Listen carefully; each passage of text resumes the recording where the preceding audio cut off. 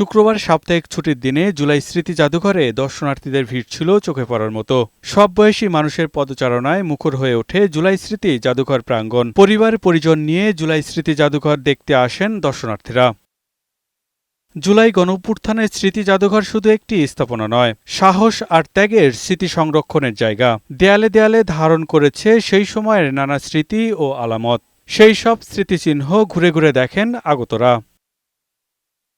জাদুঘরের দ্বিতীয় তলায় সাবেক প্রধানমন্ত্রী শেখ হাসিনার ব্যবহৃত শোবার ঘর এখন রূপ নিয়েছে স্মৃতির এক ভিন্ন ঠিকানায়। জাদুঘরের প্রতিটি গ্যালারিতে দর্শনার্থীরা ঘুরে ঘুরে দেখেন ভিডিওচিত্র, নথিপত্র, ভাস্কর্য সহ আন্দোলনের নানা নিদর্শন। আমরা সবাই দেখতে আসছি যে যারা মারা গেছে নাম আছে, অনেক স্মৃতি দেখতেছি, তাদের সাইনবোর্ড বিভিন্ন ধরনের ব্যানার দিয়ে রাখছে। এগুলো দেখে আসলে আমরা অনেক ভালো লাগলো, দেখে যেন একটা স্মৃতি হিসেবে থেকে গেল।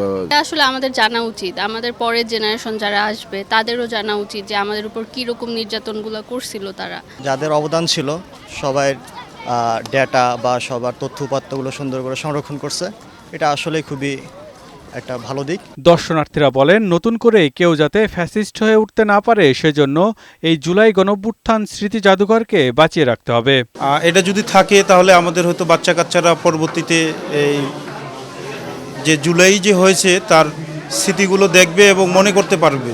জুলাইয়ের অত্যাচার ও এর আগেকার সময়ের যে অত্যাচারগুলো হয়েছে তার সম্পর্কে আমরা জানতে পারছি। ফ্যাসিস্টের আমলের যে সব চিহ্নগুলো আছে এগুলো দেখে আমরা 15 বছর কিভাবে ছিল এটা বুঝতে পারতেছি। এই জাদুঘরে থাকা জুলাই গণঅভ্যুত্থানের প্রতিটি সড়ক যেন মনে করিয়ে দেয় জুলাইয়ের সেই আদম্য চেতনার কথা। পিয়াস মাহমুদ, বৈশাখী সংবাদ, ঢাকা।